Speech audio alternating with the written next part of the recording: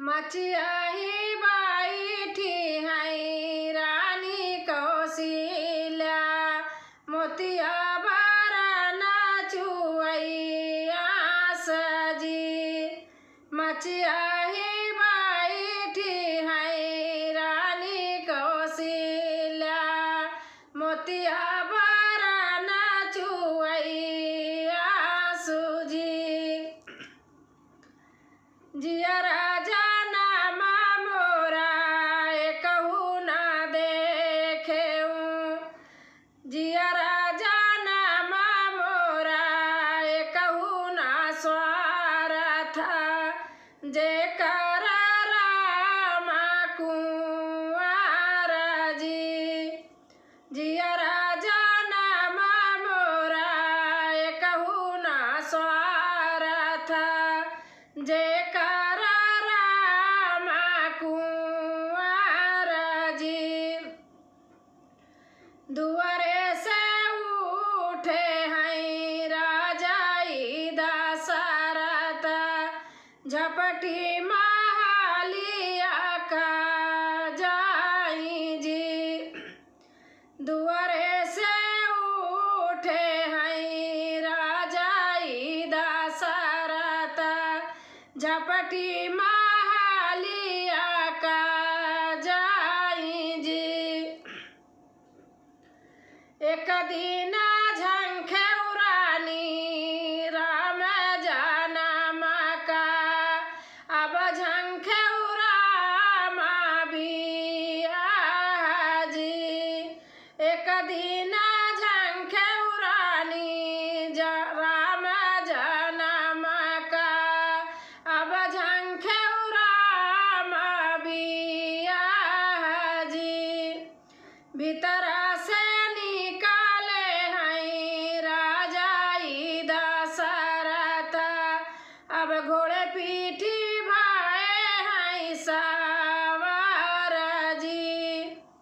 भीतर से निकाले हैं राजा दशरथ, अब घोड़े पीठी भाए हैं सवार जी।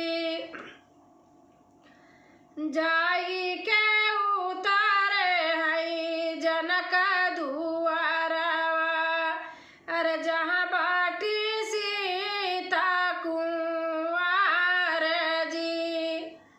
जाई के उतारे हैं जनक दुआरवा, जहाँ बाटी सीता कुंवर जी। बैठई का दी है राजा सोने का सिंहासन, अरे पाऊ पखारई का थार जी। बैठई का दी है राजा सोने का सिंहासन,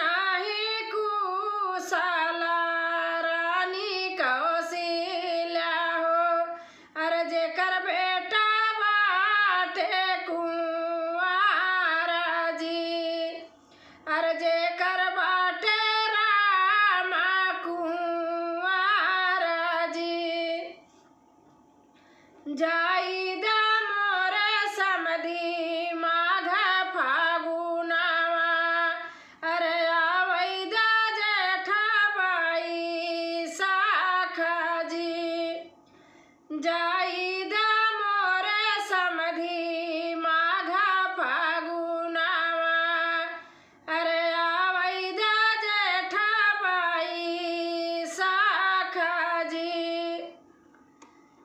हमरे निघारे बाटी सीता रानी आवा राम संगे राचा बाई ब्याह जी